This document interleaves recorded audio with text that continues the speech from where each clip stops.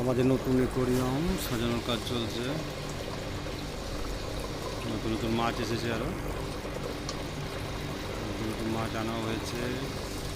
মলি ফিশরা অনেক বাচ্চা দিয়েছে, নতুন বাচ্চাগুলো খেলছে, আরও আছে। আশা করি ভালো লাগবে ভিডিওটি। প্লিজ চ্যানেলটা সাবস্ক্রাইব করে রাখবেন।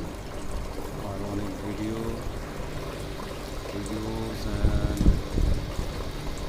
অনেক ভালো ভালো নিউজ সং আপনাদেরকে দেওয়ার চেষ্টা করব। সাথে থাকুন, চ্যানেলটি সাবস্ক্রাইব করে রাখুন। থ্যাংক ইউ সবাইকে।